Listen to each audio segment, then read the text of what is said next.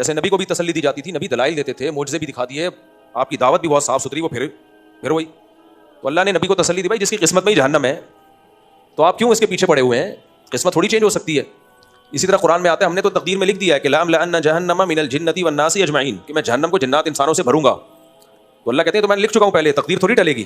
اس کا مطلب یہ نہیں کہ اللہ زبردستی لوگوں کو پکڑ کے جہنم میں پھینکے گا. اللہ کے علم میں یہ بات ہے کہ بہت سے لوگ ڈھیٹ ہیں, وہ نہیں ایمان لائیں گے, وہ شیطان کے بہکاوے میں آئیں گے. تو اب یہ ایک چیز حقیقت ہے. تو اب دعوت کو, مبلغین کو تسلی دی جا رہی ہے کہ بھائی لوگوں کی اکثریت دیکھ کے سیدھا راستہ مت چھوڑنا. یہ تو پہلے سے طے شدہ ہے کہ بہت سارے لوگ جہنم میں جائیں گے, جہنم بھرے گی انسانوں سے. تو اس لیے تم سیدھے راستے پہ چلو اور دعوت کے کام میں لگے رہو اللہ کا حکم سمجھ کے, اور لوگوں کی اکثریت کو گمراہ دیکھ کے مایوس مت ہو. یہ مت سمجھو کہ تمہاری دعوت غلط ہے یا تمہاری دعوت میں اخلاص نہیں ہے. نہ دعوت میں بھی اخلاص ہے, تمہاری دعوت بھی ٹھیک ہے, لیکن ایک چیز مقدر میں ہے کہ جہنم کو اللہ نے انسان اور جنات سے بھرنا ہے, اور مقدر کبھی چینج نہیں ہوتا. تو یہ انداز اختیار کیا گیا تسلی کے لیے.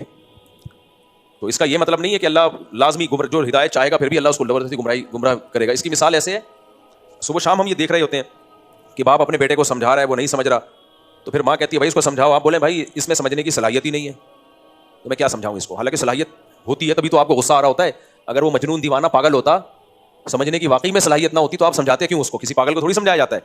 تو یہاں جو آپ کہتے ہو اس میں سمجھنے کی صلاحیت ہی نہیں ہے, مطلب یہ ہوتا ہے کہ یہ انتہائی درجے کا ڈھیٹ آدمی ہے اور اس نے فیصلہ کر لیا کہ نہیں سمجھنا, تو اس میں صلاحیت سمجھنے کی ختم ہو چکی ہے. تو میں اپنا ٹائم ضائع کیوں کروں, میں ایسے پہ ٹائم لگاؤں گا جس میں صلاحیت ہوگی.